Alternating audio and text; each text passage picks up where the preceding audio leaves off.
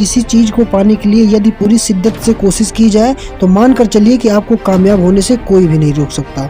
इसका उदाहरण है संजय अखाड़े। महाराष्ट्र के नासिक जिले के संजय अखाड़े घोर विपन्नता के बावजूद आईएएस बनने में कामयाब हुए। नासिक के मखमलाबाद रोड की तंग गलियों में बने एक घर की चारदीवारी में कुली के बेटे के रूप में जन्मे मेधावी संजय अखाड़े माह महीने के 30 दिन आधे पेट रहकर फैक्ट्री में बीड़ी बनाती। तब उम्मीद बनती थी कि बच्चे कम से कम चाय में डुबोकर डबल रोटी तो खा ही लेंगे।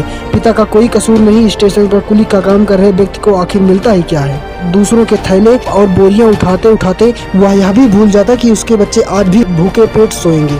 माता पिता की ऐसी हालत देख संजय बचपन से ही मजदूरी करने लगे। कई सालों तक संजय ने होटलों में टेबल साफ करके, मेडिकल की दुकान पर काम करके, अखबार बांट करके, एसटीडी की दुकान पर बैठ करके अपने पिता का साथ दिया। पिता ने स्कूल में भी डाला तो केवल इस मकसद से कि वो दिन भर की मिली मजदूरी को गिन सके। लेकिन संजय तो जैसे बने ही कुछ खास बनने के लिए थे। स्कूल में मन लगाकर पढ़ते और बाकी बचे वक्त में मजदूरी कर खुद का पेट पालते। वे खाने पहनने रहने में जरूर लोगों से पीछे रहे, लेकिन पढ़ने में सबसे अव्वल रहे। हर कक्षा में उनका पहला स्थान पक्का रहता। मराठी भाषा के अतिरिक्त और कोई भाषा नहीं आती थी। ऐसे में सुबह अखबार बांटने के बाद बचे हुए अंग्रेजी अखबारों को पढ़कर उन्होंने अपनी अंग्रेजी सुधारी। इन मुसीबतों से जूझते हुए संजय स्नातक की पढ़ाई पूरी करके प्रतियोगी परीक्षाओं की तैयारी में जुट गए।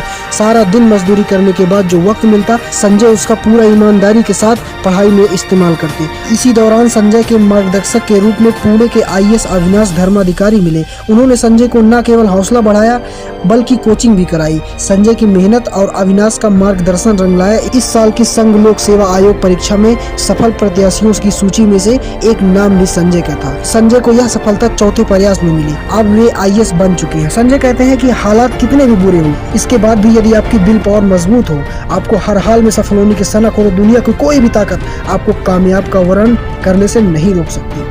इसलिए जागो, उठो और तब तक चैन से मत बैठो जब तक तुम कामयाब ना हो जाओ। जय हिंद।